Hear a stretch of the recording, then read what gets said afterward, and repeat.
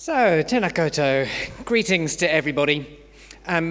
It's very great to see you all here, and I hope you all have something to eat and something to nibble while you listen. My name's Ben Thurker-White, and I'm a parishioner here, I guess. And I've been asked to introduce Rob because he's also a colleague of mine, so we both work in the International Relations Department at Vic. And the Rob I'm introducing is Professor Robert Ayson, who has been at Victoria for 8, 9 years, 10 years. Wow, I've been about 12, so it just makes mine seem longer. And he is Professor of Strategic Studies, which means that he's partly in the International Relations Department and partly in Victoria's Centre for Strategic Studies. Crudely, I would say strategic studies means guns and bombs, as somebody who kind of lives in an international relations department and doesn't do guns and bombs. So when Rob is talking about values in geopolitics, I assume that a lot of that will be about security, although I don't know because I haven't heard his talk. Thinking of what we teach our first years, so apologies to anyone who's done first year international relations, but one of the things that we try to do for our first years is to get their heads around quite how nasty and unstable international politics can be. So in particular, we like to remind them that there's no central rule maker and no police force in the international system. And I say that because a talk about values and international relations, in my department, the starting point would probably be that values have little place in international relations. At best, values are risky. Maybe they're a luxury that statespeople can't afford to have. And at worst, having too much of an ethical mindset can be actively counterproductive for doing a good job of international relations. And since we're in a church, you can do that through Christian thinking about international relations too. We like to pin the start on St. Augustine quite often. That was the way I was taught over in St. Andrews. And St. Augustine kind of starts this off by saying there's a heavenly city that's described in the Bible where everybody is virtuous and good, but we don't live there. We live in an earthly city. And sometimes in the earthly city you have to break a few omelettes to break a few eggs to make a tidy omelette. So that there's a tradition of, at one end of the spectrum of Christian pacifism that says you kind of take the consequences of not doing vicious things in international relations. And at the other extreme, you can be quite Realpolitik on the basis that the greater good is served by certain kinds of violence. And jumping forward to the 20th century, there is a guy called Niebuhr who manages to combine both those things by starting off early in his career as a Christian pacifist in the kind of mid-20th century and finishing off as a sort of much more hard-nosed realist. So to suggest that, all I'm saying, I guess, is that how much values play a role in geopolitics is very much up for grabs from a Christian perspective and from a secular perspective. And with that, we'll see what Rob has to say, I think.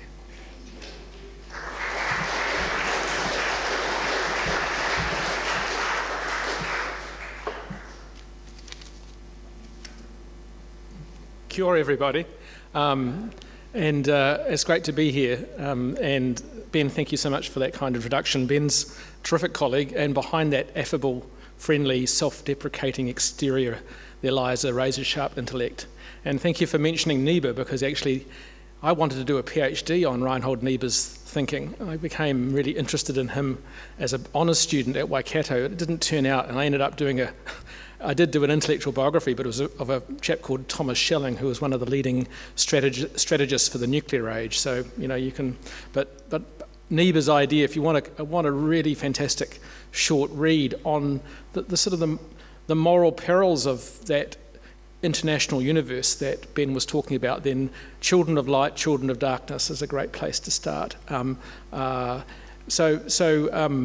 it's good. And I also wanted to thank Tim McKenzie for three things. One, historically, for his and Mel's wonderful ministry in the peninsula, where Catherine and we arrived in Wellington 10 years ago and ended up flatting in Seatoon and ended up at St George's, and we were invited to think that Tim might be somewhere else, but he was there, which was fantastic. Philip Fountain had said to us that watch out for Tim when you get back to Wellington.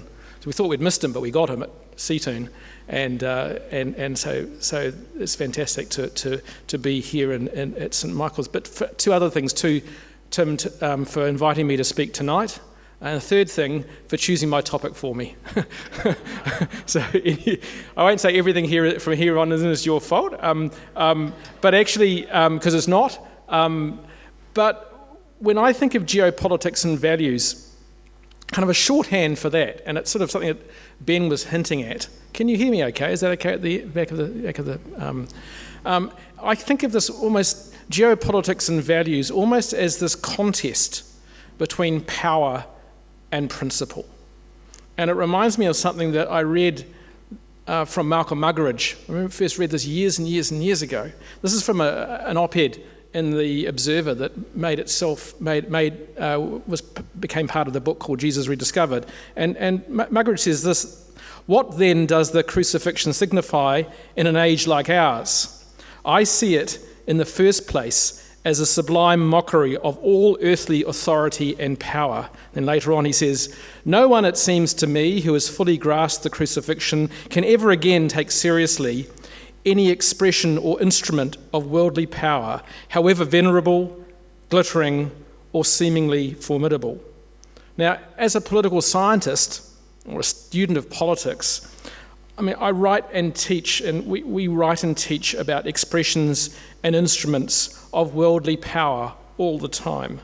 When I was doing my undergraduate degree, the foundation professor of political science of politics at Waikato, Theo Roy, said, there's one thing I want you to remember from these lectures, first year politics course.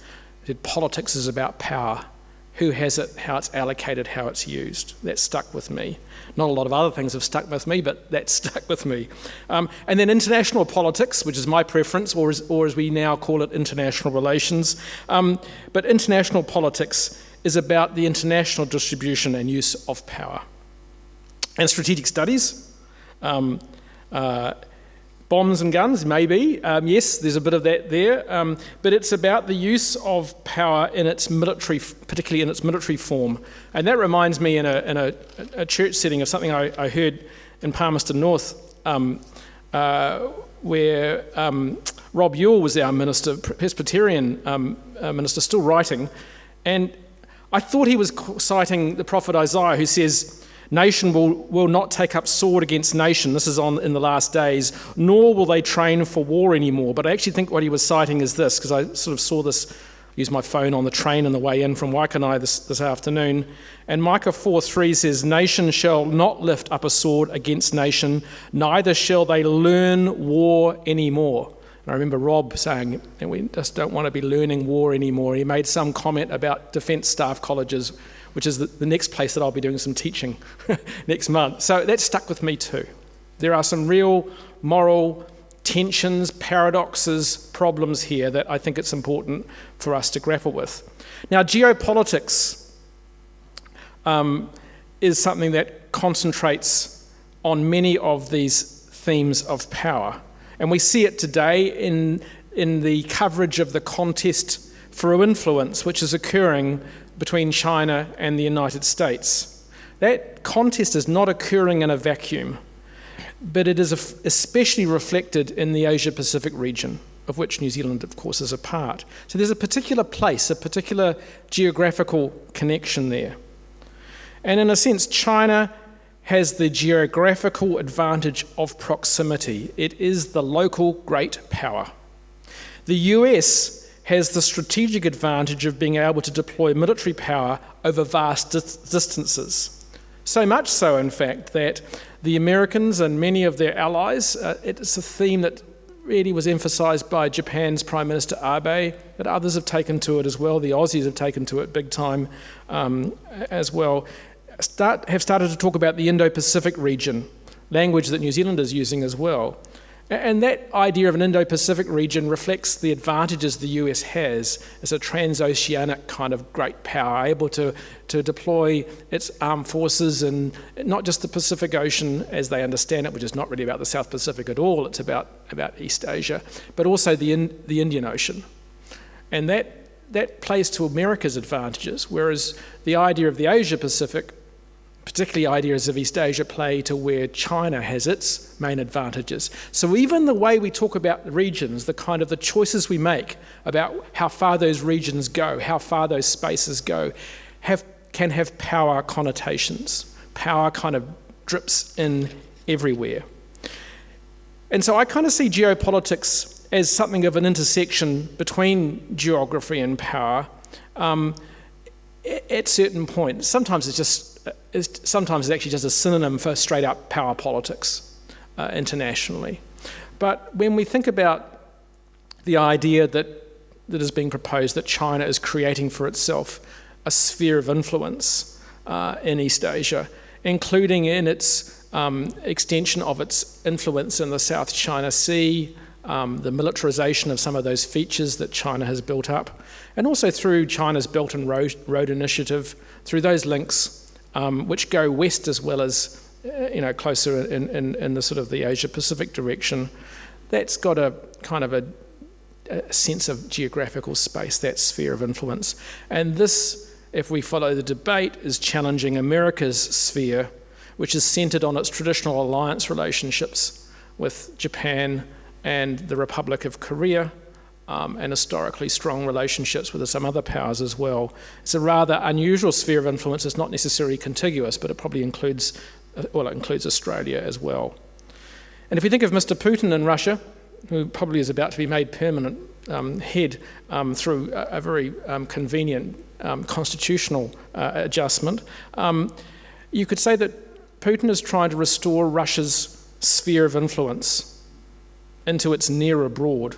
That's one explanation for what happened with the annexation of Crimea, the campaign of violent pressure and non-violent pressure against eastern Ukraine, pushing back, if you like, on the sphere of influence that was growing with the expansion of the European Union and also NATO, the North Atlantic Treaty Organization. So those ideas, that is in a sense a geopolitical contest, competition between these groups of countries that exist in space as well as time. And if you think about the Middle East, there's a contest that's been going on between Saudi Arabia and Iran for dominance in the Gulf. And there are concerns amongst those who see Iran as a rising potential hegemon, that Iran will have sort of contiguous power from its own territory into Iraq, where it has significant influence, into Syria and into Lebanon, a sort of a belt of countries. Again, it has a spatial dimension, but the power thing, if anything, is more important than the space. You might say right now that the South Pacific may have been at one point an American lake, might now be considered by some to be an Australia-New Zealand lake, the only part of the world where New Zealand gets to pretend to be a major power, and that there is a competition going on for influence. And if you read the headlines, the main competition is from China. I'll get back to that a little bit later. But you can kind of see this idea of the combination of power and place, geopolitics. Geopolitics emphasises the power that states have.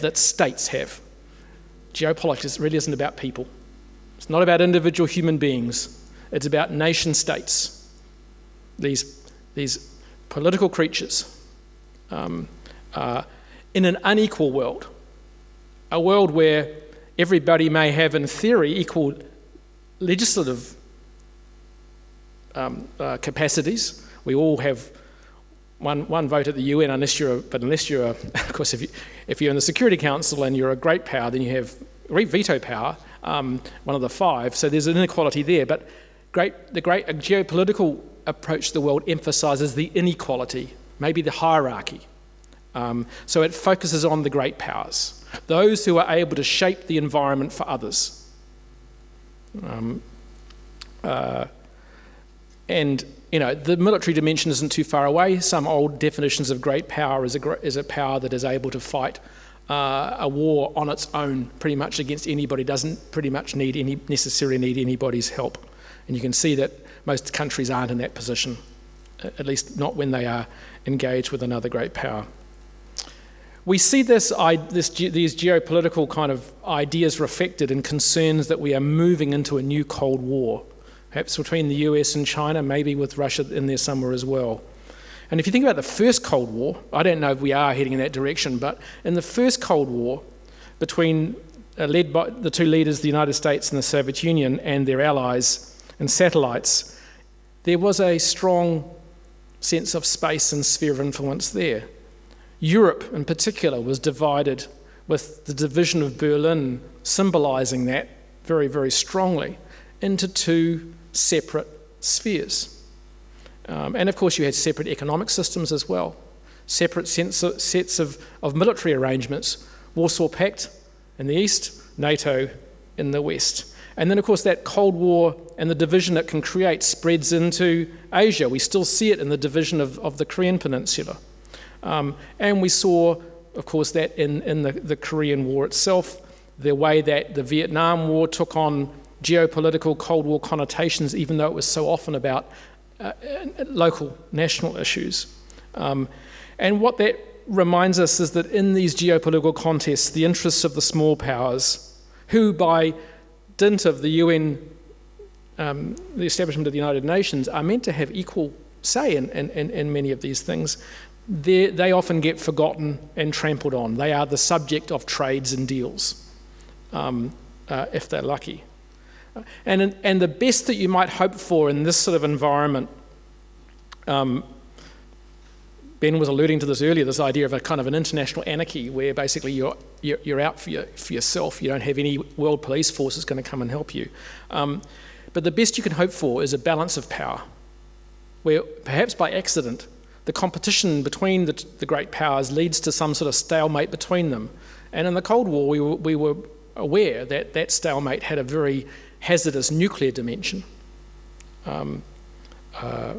which also had impacts on the probability of conflict. So there's a sense of order here, as long as everybody plays by the rules of a very unsentimental game. And if you're a small power, medium power, you might have to sacrifice quite a few of your interests for the interests of the great powers in that order. Russia and the United States were both very keen to keep their allies down a bit, for them to have that sense of monopoly and direction. So a fairly precarious existence then. Stability of a sort. John Lewis Gaddis called the Cold War the long peace. It wasn't for Vietnam, but it certainly was for quite a few countries. But not much of a good life. And I say good life on purpose because that brings this issue of values to the fore. Defined in the 1960s, I found a quote by a scholar, Sister Marie Augusta Neal, who said, values are this: values refer to widely shared conceptions of the good. Societal values refer to conceptions of the good society. Right? I like to think of values in my line of study as noble political ends, the types of political goals that give a sense of higher purpose. Hedley Bull argued that values were not ends in themselves. He suggested they were intrinsically important. And that probably means that they are harder to trade away. Goals like justice. So Hedley wrote this book about international order. He said, I want to write now the book on international justice. He never really quite got there. But goals like justice, like freedom, respect, those sorts of things. And of course, many of those types of values, those intrinsic values, are familiar to peoples of the book. They're there in the prophets. Think of Isaiah the prophet in chapter 1. Learn to do right, seek justice, correct the oppressor. Or in chapter 61, "For I, the Lord, love justice. I hate robbery and iniquity." That suggests to me that the Lord would not take kindly to geopolitics. Not his kind of, it's not, and because in geopolitics, even the better outcomes involve trade-offs with justice. Justice is kind of subordinated to other goals. Think of some Cold War examples. In the name of stability, which often just meant the avoidance of catastrophic war, which is actually quite a significant objective if you think about it, the US ended up respecting the Soviet sphere of influence that I was talking about earlier. Now that meant a fairly stable East-West balance, but it meant no freedom for Hungary in 1956, even though John Foster Dulles had made it clear that the US would be willing to help out. And there was no support for the liberals in Czechoslovakia with the Prague Spring in 1967. Or think of the rapprochement between the great powers in Asia, which we in a sense are still benefiting from, the entry of China properly into international politics, which happened really when Nixon went to Mao. Nixon went to Mao, not the other way around, very important. Sign of the importance of China. Now when he did that, opening up a relationship that some are now trying to close down in the US, China was still in the midst of a cultural revolution which Mao had instigated to try to keep things moving so that, because he a little bit like some other people I can think of, he lives off chaos and revolution. To say nothing, of course, of the Great Leap Forward and the tens of millions that had died in that. And then a few years later, Mao would welcome Pol Pot, the instigator of the killing fields, the genocide in Cambodia. I'd also note, however, that it was the bombing campaign against the extension of the bombing campaign from Vietnam into Cambodia that was instigated by Nixon and Kissinger that helped pave the way for the Khmer Rouge to begin their murderous. So, in a sense, stability at one level, great power, and of course, one of the reasons the Americans and the Chinese wanted to work together was because they both wanted to balance the Russians. There's not a lot of love in that sort of situation. There's not a lot of justice. But there is at least a modicum of order. Closer to home, in the 70s and after the great instability in Asia in the 50s and 60s, New Zealand, Australia and the US regarded Suharto in Indonesia as a bastion of stability. He was a geopolitical plus. This sort of reasoning led them to turn away from the 1975 invasion of East Timor. Geopolitical order, perhaps, not much justice. So it's no surprise that Hedley Bull and other international relations scholars talk of a contest between order and justice in international relations. And one of them, Stanley Hoffmann, a French-educated Harvard scholar, put it this way in 1981. Because a drastic separation between justice and order exists in international affairs, the state has to survive first.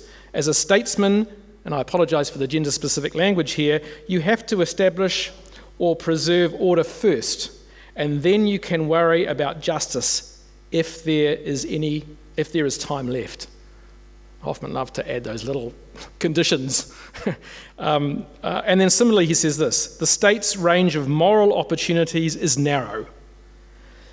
Since its first priorities are survival and security, not the good life, without survival there can be no quest for it.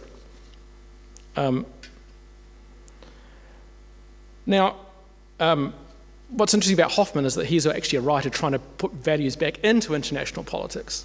That's one of the reasons I'm interested in writing about him. Finding ways for values, insisting on their importance, saying it's not good enough just to think about issues of order. You've got to go beyond that. There is an obligation. States have agency, have choices to make. They can keep fighting what he called the state of war, or they can choose, but they've got to be realistic. They've got to move towards what he called relevant utopias. I'm not sure how relevant utopias are. It's a nice combination, but But actually Hoffman at places is even more pessimistic than the realists. He says that equilibrium of power, that would be great if you could get the great powers to agree on that as an aim. But in a revolutionary period of international politics, what he thought he was seeing in the 50s and 60s, states aren't going to agree to that. The great powers aren't going to agree. And that's a question we can ask today. Do China and the United States agree that there are certain common purposes? Do they agree that there's some sort of balance of power between them where they share it a bit? When Hugh White wrote this book about the importance of China and the US sharing power, I think a lot of people thought it's not going to happen.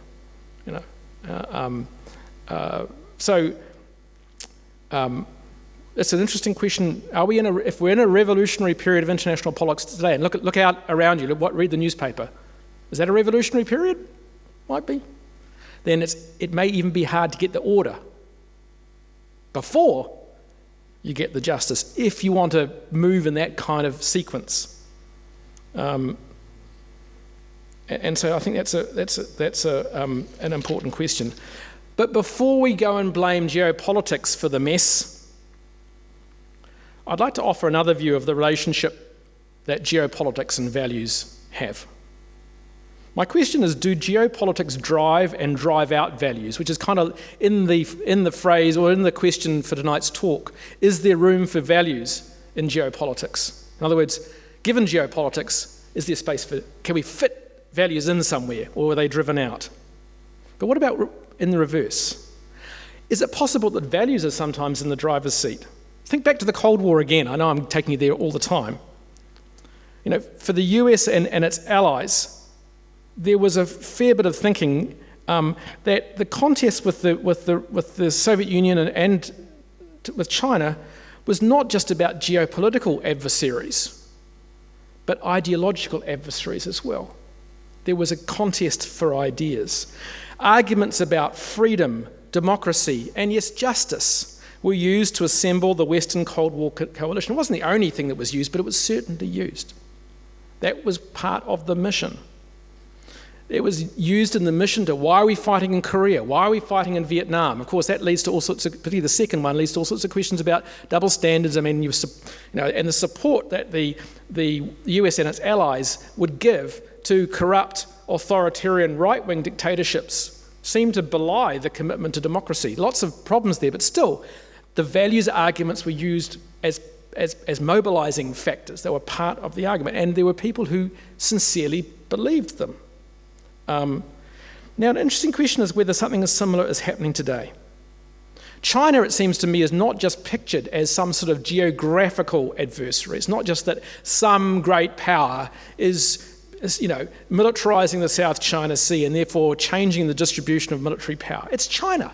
China, led by Xi Jinping, who has consolidated power, who has, in a sense, reversed some of the steps that seem to be taken towards opening things up a bit, who has emphasised the power of the Communist Party, and who has encouraged other countries beyond China to think that there is a non-liberal pathway to success, which gives them more room to say to their Western friends, well, we're happy to accept your assistance, but don't talk to us about human rights and democracy and all that stuff.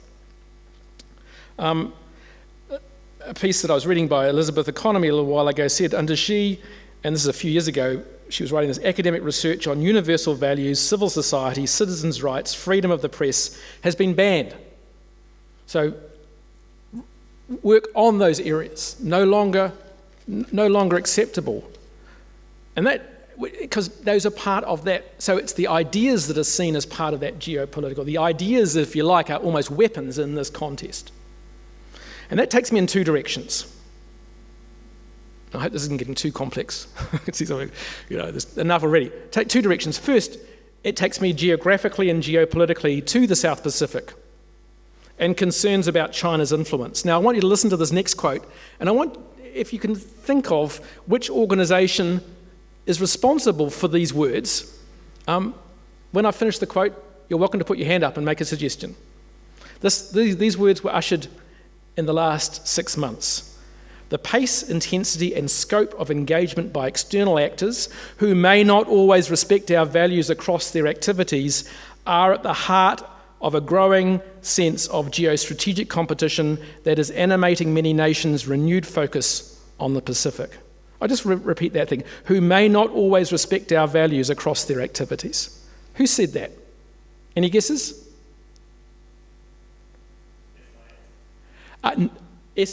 Here? No, not SIS. No.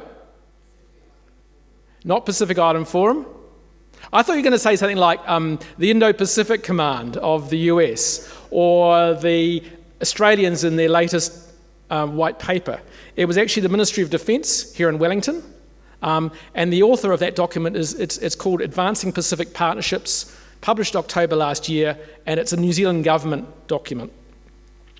So we are part of these concerns about values competition, and we are trying to encourage like-minded partners to beef up their efforts in the South Pacific. So we are encouraging in our own way greater geopolitical competition. It's the sort of thing that Mr. Peters does when he goes to Sydney or to Washington. You can read his speeches where he suggests this.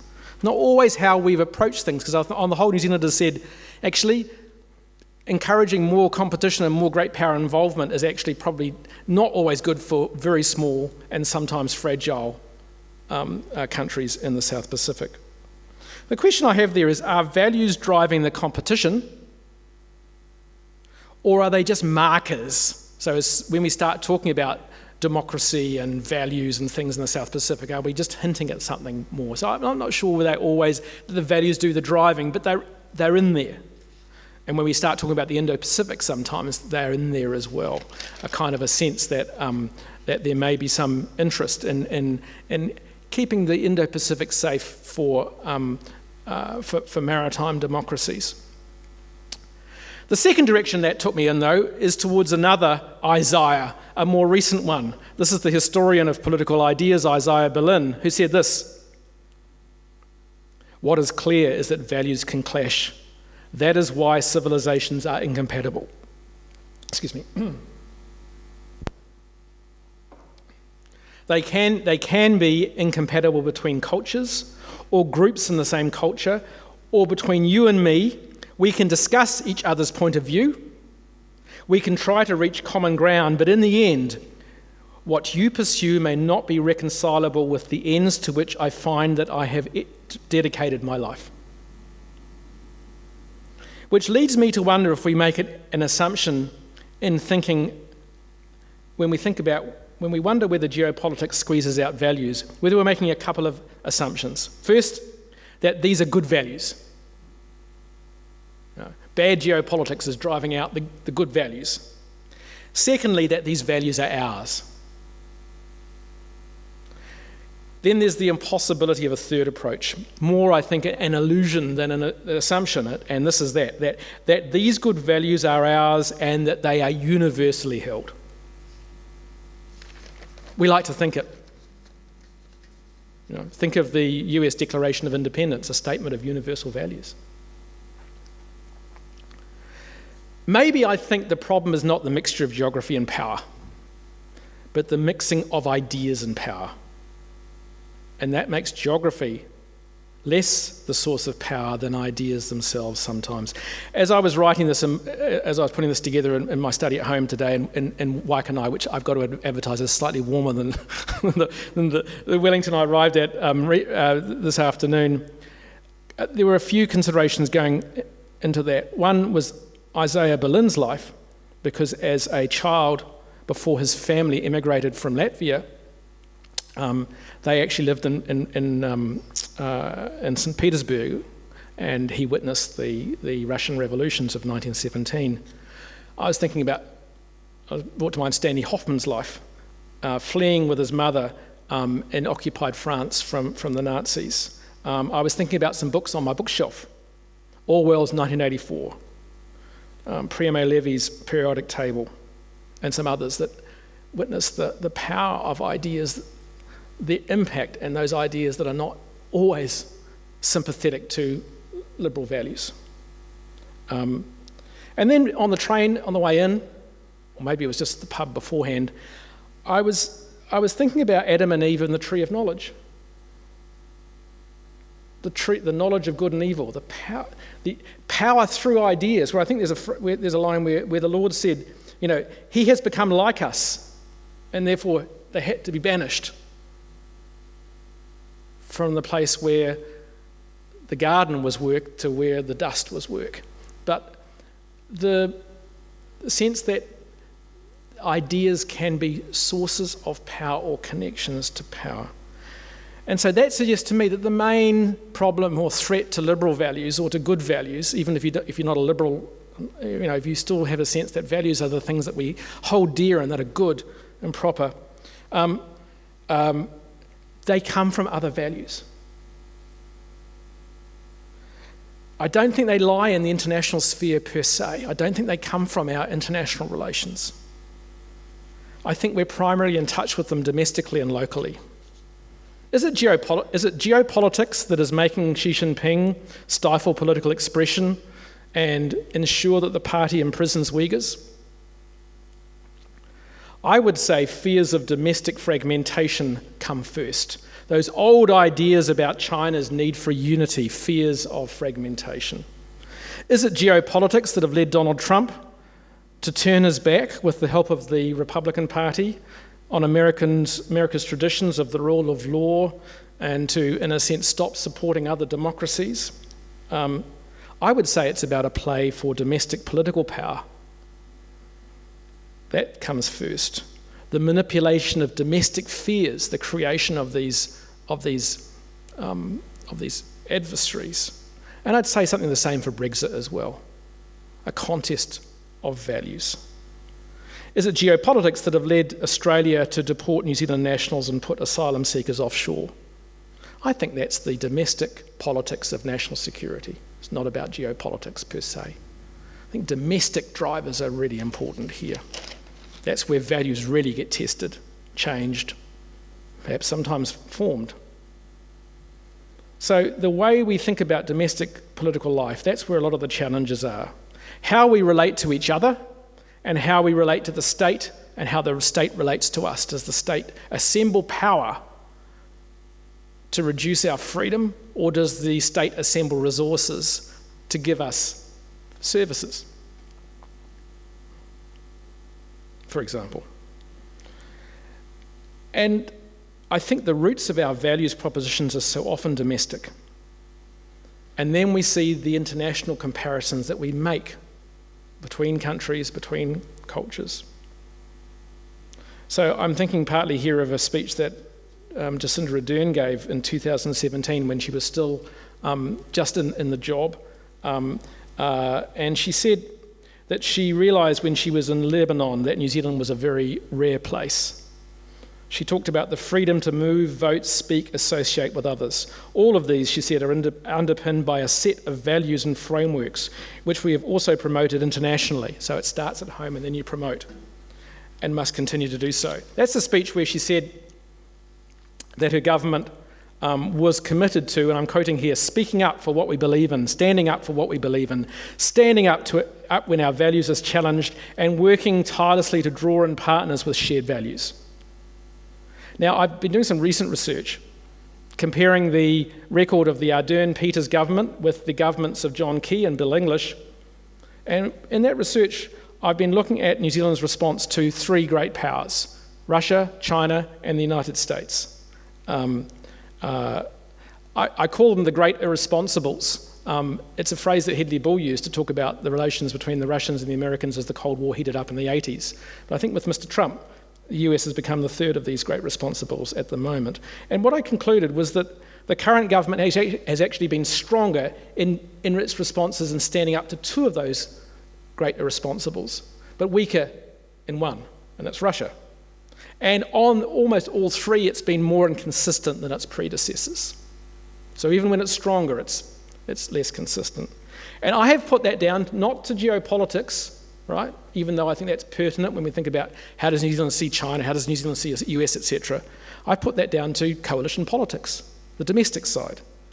And I think we've seen in the last week or so an example of a major values division opening up between New Zealand First and Labour as the election looms. And that, of course, is the really horrible comments by Shane Jones in using the race card, and the way that the Prime Minister has reacted, although not as strongly as some might have wanted to in terms of actual decision making, and that of course has to do with domestic politics.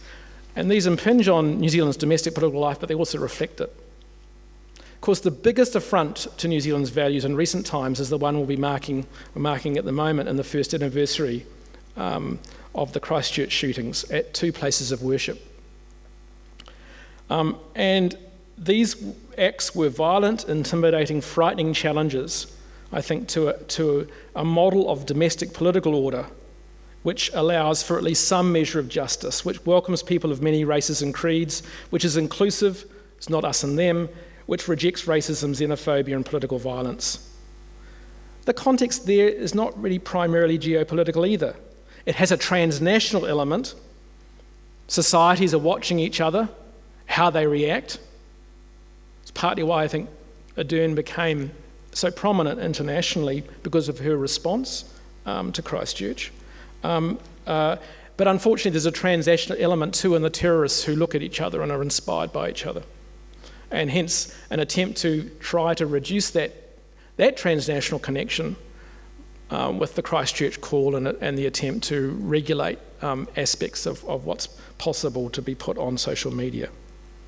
I think this is an area where all states, small, medium-sized, big, doesn't matter how big you are, have agency. They may not feel they have a lot of agency in great power tussles, although sometimes those tussles can create opportunities for small powers, because if you're being competed for, if your allegiance is being competed for, you may have more of a voice. That has happened to New Zealand occasionally.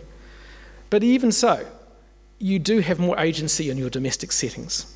You write laws, for example. You can't really do that internationally. Well, you can try, but it's just not the same. And you have enforcement of those laws too. Right? You can set the tone for that politics. So I think the question for New Zealand is this: not so much whether geopolitics squeezes out our values, but actually whether we allow our own domestic settings to do that. That's a question also, by the way, for the great powers. Which set of values will they prefer in the coming years? That gives me a little bit of hope that we might not have to put up with 3 great irresponsibles in a few months' time, but who knows? Thanks very much for listening.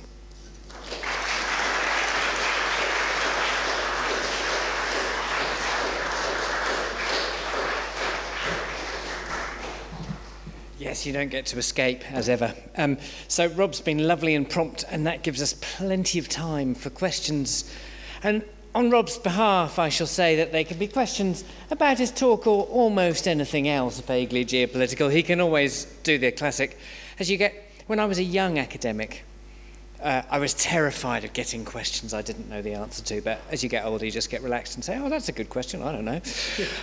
So you're allowed to do that too. Well, no, you ask a question in response to the question. Yeah, that is the other way. But usually I find with these things that it helps to take a few, because quite often you find there are ways of talking to each other and stuff. So I'm just going to get the travelling microphone, I think. Well, you think about whether you have questions as well.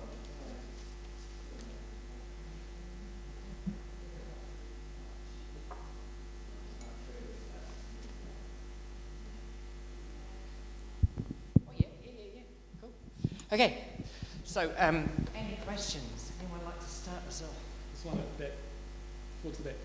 Oh, marvellous. Rob, you talked about the potential for a second Cold War. In reference to the first Cold War, whichever way you look at the parity between the Soviet Union and the USA military might, the USA always enjoyed a very substantial economic advantage. In the near future, for all of us here, China will exceed, in the medium term, substantially exceed its economic might over the USA. How do you assess that playing out in the values we enjoy? Anyone else want to add a question, or should we go with that? 'Cause That's hard enough, isn't it? there you go, Rob, that's hard enough, exactly. That's just what I was thinking. Actually, it's quite interesting you say that, because I think in retrospect, that first comment, absolutely. I mean, you could see, now that we know that the Soviet Union collapsed under its own weight, that when Khrushchev said in the early 60s, we will bury you, he couldn't possibly have been serious economically, except there were people who were expecting the Soviet Union to be marching ahead of the United States economically. And it wasn't entirely clear. Took a lot of people a long time to recognise how weak that monstrous machine had become. But on China, yes, I mean, there's another dimension too, is that China has emphasised its economic strength. It has taken lessons from the Soviet collapse, from the dangers of overextending, in terms of, particularly on the military side. And so China's military rise, including in the nuclear dimension, has not been as swift and as extensive as it might have been. It's been development first. Now that's changed a bit, obviously. I still think we have to be a little bit careful that aggregate economic power is one thing, but there are different dimensions to that, and I still think that it's going to be challenging for China to translate that aggregate economic power into the type of influence that it might wish to have. That's the first thing. The second thing, though, is obviously to say, and we're seeing this in the current economic implications of the coronavirus, is that there's an argument that the state is back and that and that globalization is being pushed aside. But you think of those supply chains, you think of those strong, great powers that are still reliant heavily upon those supply chains. And China's position in a lot of those is crucial. The question I often have is, how far can China translate that into actual leverage and influence? And I think there are times when China attempts to do so, but I also think it's remarkable that there are limitations to that influence as well. And I still think that the US it may not have that advantage in aggregate terms, but I think it has some advantages in other terms, although Mr. Trump has been trying very, very, very hard to pick away at those advantages, and for him to say that, the American power is about the military side, I think he's often looking at the wrong side of things. But it's a really good question. I guess my simple answer to that is I don't know quite what that's going to look like. But I do think that for China and for others, the road ahead is going to be somewhat bumpy. And I come back to that point about Xi Jinping's fear about the domestic side. Those fears are going to be with China for quite some time to come. It's still run a massively interesting and interesting is the wrong word, but a pretty major. You think about the hundreds of millions of people and the transition in their lives and those impacts. I mean, the social forces that are being released are really quite. So trying to keep some control over those is going to be, I think, very challenging for the Communist Party in future years. But so sort of an answer. Who's next? Oh yes, lovely. You mentioned in passing the book 1984, which pricked my ears a bit because that was one of my favourite books as a teenager, because I was fascinated by the idea that a party could want to be in power purely for power's sake, as opposed to getting into power so that it could impose its ideas on other people or exert influence and ideas. To what extent do you think parties or states in the real world achieve power purely for power's sake versus because they specifically want to impose their ideology on the world, or maybe impose is too harsh a word, but that kind of idea? It's a really, really good question, and it hits at some interesting debates within international relations. I mean, if you're a follower of some parts of the realist approach, Hans Morgenthau talks about interests defined in terms of power as the kind of the guide to international behaviour. That quest for power you talked about. And you can kind of get a sense too that for those scholars who came out of that mid-century or the first half of the 20th century, where there had been two global conflicts, which had, and you think of the damage and destruction caused, you've got to sort of think, yeah, sometimes maybe that's what's going on. There's no obvious rationality for some of this behaviour, therefore it must be power for its own sake. I'm not sure about that, to be honest. Going back to Hoffman criticises Morgenthau. He says power isn't the lens you should use, because that suggests that, a bit like economists use money, there's a stable kind of goal that applies, and so if I can balance your power with mine, then we're going to be okay. But he says actually the goals of states change. They have agency in terms of whether they can choose to promote themselves, to impose themselves. He says the US should have a world order policy, but that should not be an American world order policy. In other words, states have choices to share, to work with others. And that's where he thinks there's room for values. Because if I can choose to perpetuate the state of war, which is not just war itself, but preparations for war, if I can choose to do that, I can sometimes maybe choose not to so much. So, and I think that's important to remember, is that, these ideas, including of how our region is organised, including of whether we regard someone as an adversary or a partner or a mixture of both, we have choices to make about these things. And so I think in some ways, I always think that power for its own sake is somewhat unsatisfying, even though I think it can sort of seem that way. I think what sometimes happens is that organisations start thinking about their own perpetuation as an end in itself. That's a bit different, though, than thinking of power, influence itself. They want to sustain the organisation. And I think we can think of organisations all over the place. Businesses, universities, maybe even churches sometimes, that want to maintain themselves for that I get. Power for its own sake? Not sure. What do you want that power for? Is the next question. What do you really want it for? As you say, is it imposing? Is it, so, yeah.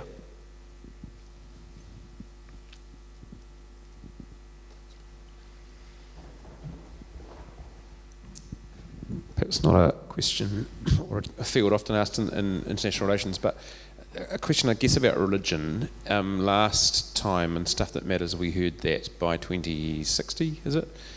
China is likely to be the largest Muslim nation and the largest Christian nation in the world. How might those sort of religious dynamics play out domestically, and might that have an influence on the way that values are manifest in international relations, thinking of China particularly? Tim, that's a really excellent question for which I have absolutely no answer. I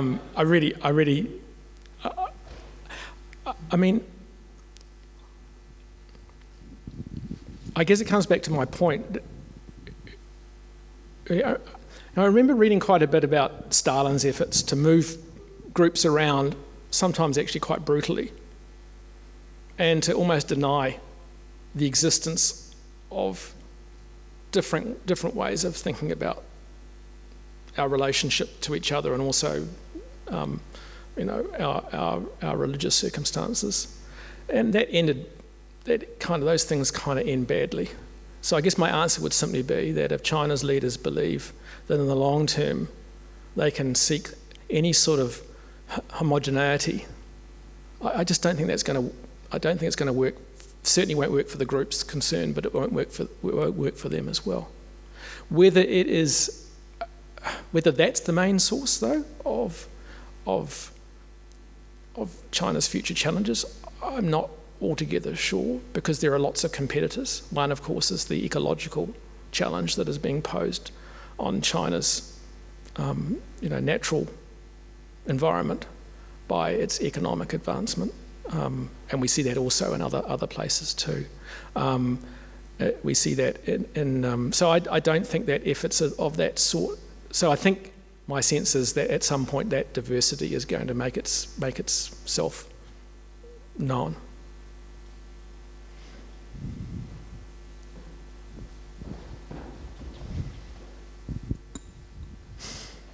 Who knew that this chairing business was going to be mostly exercise for me? It's great. Yeah, so I guess my question is, in the cyber landscape, where does geopolitics actually fit in, right? Because, I mean, it's sort of a virtual world where, those things aren't necessarily related to sort of geographic destinations and things like that. Yeah. In our sort of cyber landscape, in terms of geopolitics, do we have Google, Facebook, and Apple fighting it out and things like that with, GDPs the size of a small country? Are those the geopolitical entities within these things?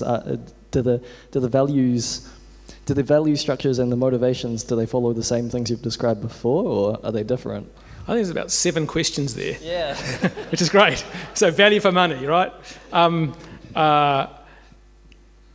There's certainly a point that, if you think about the world in geographical terms, in terms of physical distance, New Zealand, people talk about New Zealand.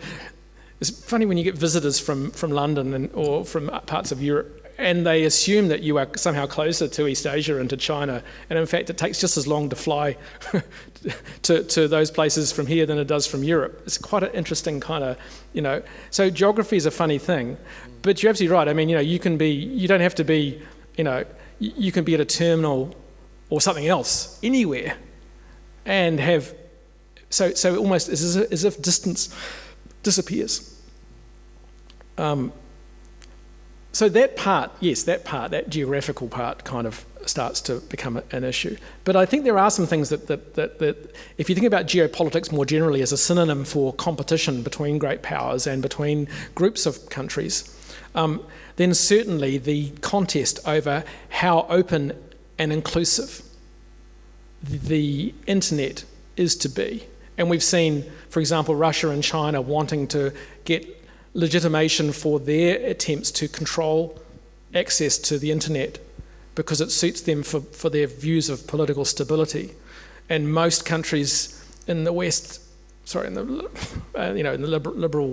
most liberal democracies saying, actually no, we want open access. Although of course we don't want it to propagate things that are incredibly and obviously dangerous in any sort of, for example, in terms of terrorism and stuff like that. So there is a bit of a division, and there have been sometimes arguments that what is happening. If you think about the Huawei, for example, the Huawei decision, that was the lens that people were using was very geopolitical. Will New Zealand join its Five Eyes partners? In fact, those Five Eyes partners hadn't agreed on a position anyway. We've seen UK take a different position to Australia, and the US and the Canadians haven't decided yet. Everybody's waiting for everybody else. There is not a unified position, but there was still that sense that, and I think there's been a suggestion which was squashed that somehow the US should set up its own separate, and it reminds you a little bit of the battle between the common market and other Western economic structures and Comecon, the kind of the Soviet equivalent of a common market, which was really just command and control kind of system. So I do think that there are geopolitical dimensions even to cyberspace. And the other one is that to go back to Ben's comment about guns and bombs, if war was to take place amongst the great powers, I very much hope it doesn't, and a lot of strategic studies, in my view, is about and should be about working out how is conflict avoided, and if it happens, how it can be minimised. But you can expect the cyber dimension will be there before the first shot is fired. The first shots will be cyber shots. And therefore it is an intrinsic part of the geopolitical contest between the Russian and the American spheres of influence in Asia. So yes and no is the answer to your question.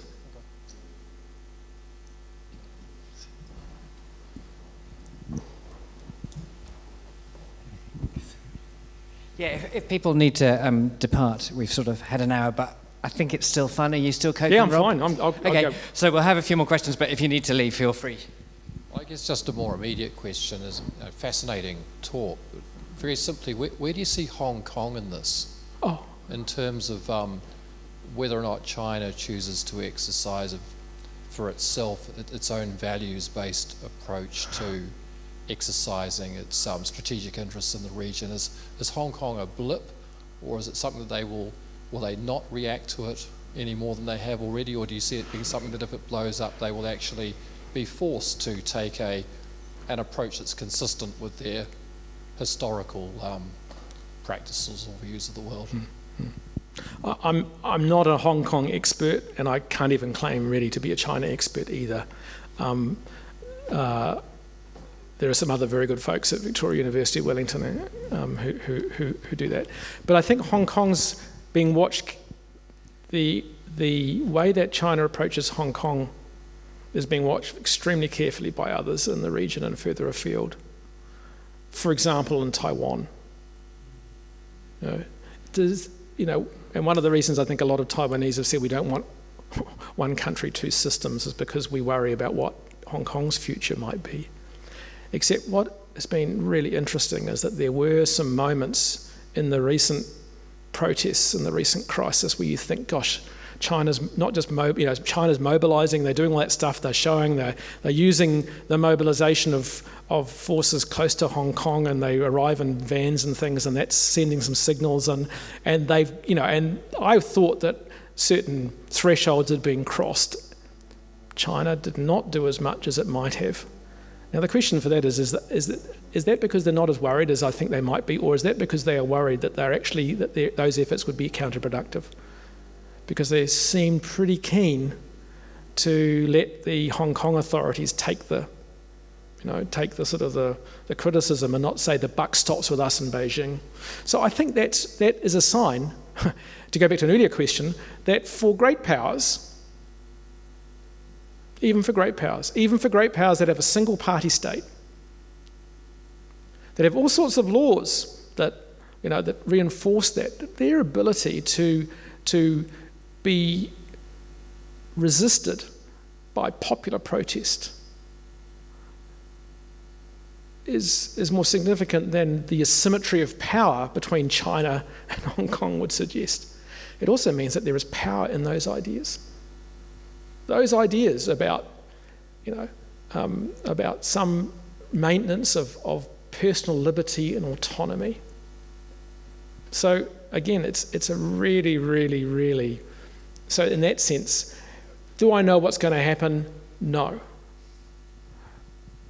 But I think that the leadership in Beijing is probably acutely aware that there could be some very, very counterproductive effects were they to use force, I think, in the way that you suggest, may or may not happen at some time. I'm just about to abuse my chair position at this point. I will come to... Was there a hand over there? I'll come to you after me, okay? Sorry about that. But it's quite closely related. So at Vic, we organised a big summit thing on power shifts in the Asia-Pacific about, a month ago or so. And we got a bunch of people, actually no Americans, because it was bad timing and all the American academics were teaching and wouldn't come.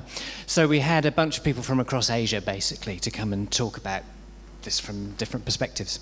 And if I took a message away about the kind of US-China Cold War, if there is one, the message I got was that China's military power and China's economic power are increasingly significant, but that there isn't much of a feel for what kind of attractive values China might be trying to project. And there's some good opinion poll surveys around Asia that suggest that Asian populations don't have a hugely positive view of China by and large. It's not they have a negative view of China, but there isn't a kind of attractive China brand, come join us, you can be like this. What do you think China's value, what kinds of values do you think China does have to offer at the moment? To whom? Do you have any comments on that? I think the sorts of values that China's leaders would like to project are stability, loyalty, those sorts of values, and also prosperity. Those sorts of things. Sovereignty, sovereignty in a kind of a very defensive sense, which is to say non-interference. So I think you're absolutely right. China does. There is this debate about China. There's this argument that some of you may be aware of about soft power, the power to attract, as opposed to hard power, which is often the power to harm, to cause pain, not just militarily but economically as well, hence sanctions. Mr. Trump is a big fan of hard power. And of the economic sense, not the military sense. So I think that there is this debate that China lacks soft power, and certainly for more liberally inclined audiences it does. That's the bit that's hard to tell for us, That's isn't the it? bit that's hard to, and there are countries in Asia, in Southeast Asia, for example, that in a sense are not democracies but are very happy for democratic principles to be advanced. There's sort of a paradox there. And I think for them, there is a real problem. But for a government that feels that rising demands from a population for doing things by the rule of law, for the observance of human rights, civil liberties, for freedom of the press, for freedom of the internet, for things that get in the way of whatever it is, whether that's a particular massive project or maybe a bit of corruption or whatever, that China can be a useful partner. If you can say to Australia and New Zealand, look, we don't necessarily. We've got another partner in economic assistance that doesn't expect us to be a liberal democracy. So just think about that for a while. And that are willing to write us a cheque with no strings attached. New Zealand and Australia but there always are strings attached, but not straight away maybe. So that's sort of, I can see that as my point about the absence of, main reason I'm not so sure about the Second Cold War, although my reasons for thinking that are being steadily eroded. One of them was that because economically China and the US are still in the same system, except of course the US is trying to decouple itself in some ways from China. But my main point, to go back to that first Cold War, was that the US had a significant amount of allies that worked with it. There was a kind of not just a division of the world geographically, but there were political structures. Who are China's real allies when it comes down to it? Which allies are able to provide that loyalty for China come what may, largely come what may? And of course, Mr. Trump is doing his best to dismantle America's partnerships and alliances because he's putting tariffs on a whole bunch of partners and rattling the chains of Japan and Korea. So I actually think that strong alliance, two sets of strong alliances, we're not seeing those eventuate. And that's one of the reasons I think it's not Cold War 2.0. It's serious geopolitical competition, but I don't think it's Cold War 2.0.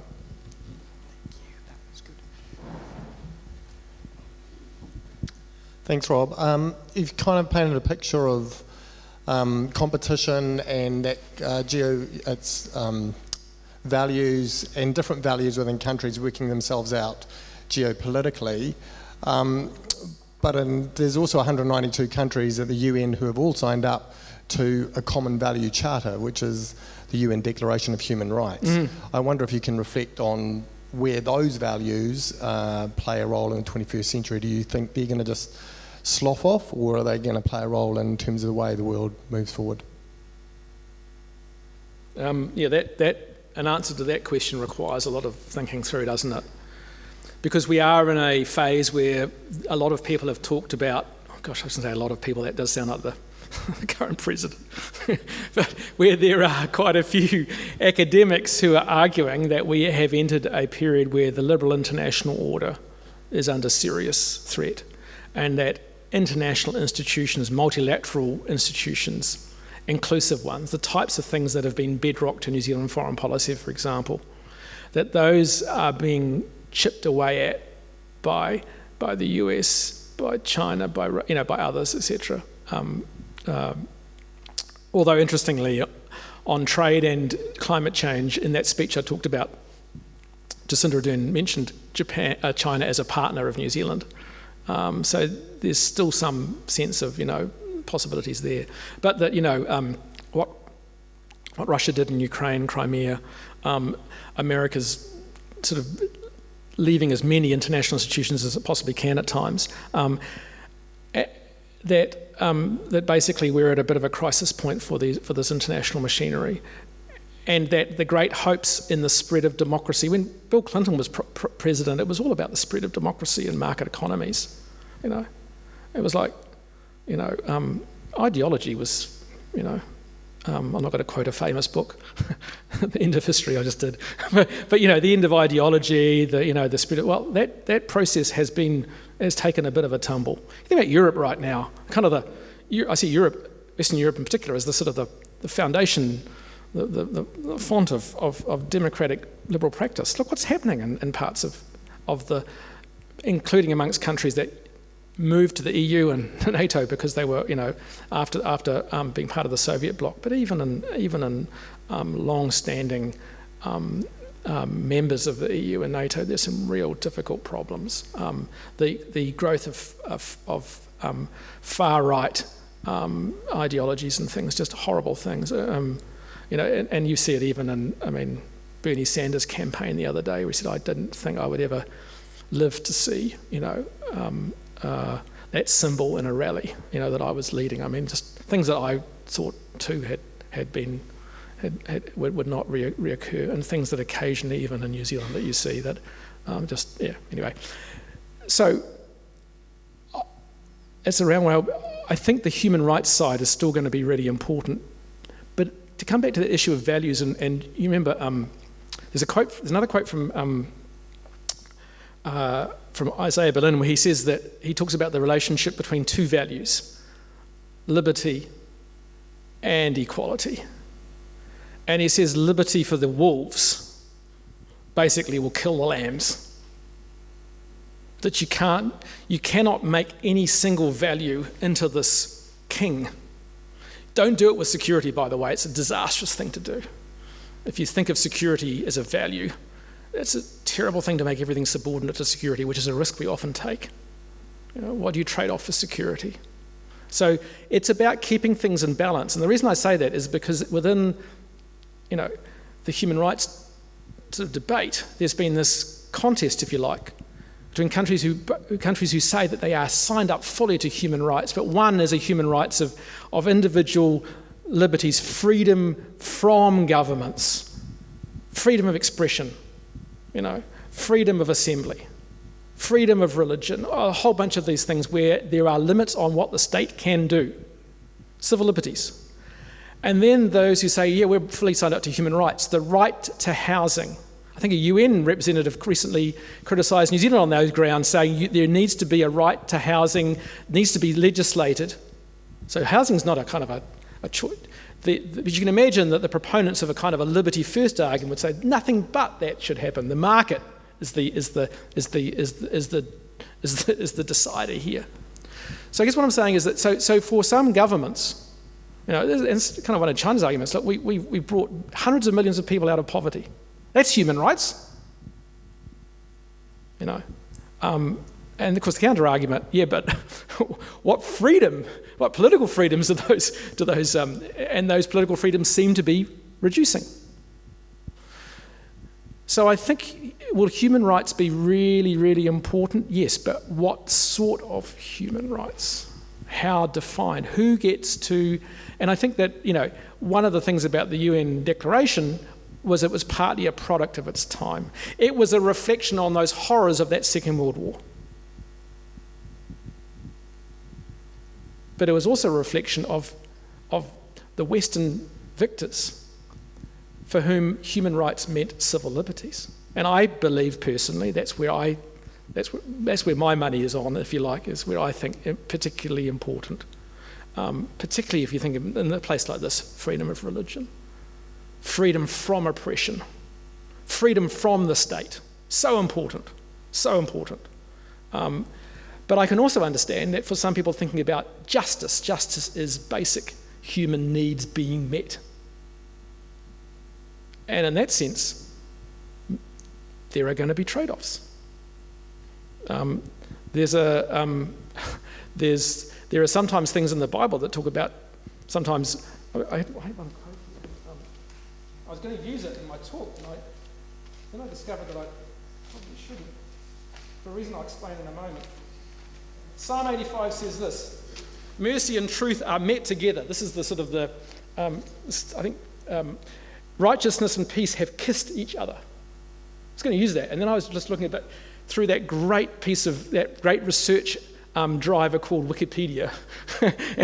But I was looking at it, and there's apparently the Hebrew for kissed may not mean met or kissed. There may be a kind of a tension between those things, a tension between those values.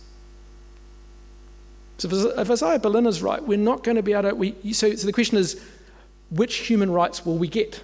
Which values will we get? Not will geopolitics squeeze out values, but which of those values are really, really important? And how can we keep a balanced basket of those things? So we may have a similar value set to Australia, but the rank order of our values are going to be different. To go back to that security point of view, much, much more important if we see security as a value. So even amongst the closest of friends, values differences. Sorry, that's a very meandering and unsatisfactory response. I actually thought it was quite a nice response, and if people can bear with it, poor old Rob's voice is getting croaky, and I think it'd actually be not a bad moment to stop, because it's things to go ponder about values and power, kind of nicely summed up, I thought. Anyway, so all that remains is to thank Rob enormously for both for a great talk and for being willing to answer all manner of random questions in a beautiful way. So thank you very much, Rob. Thank you.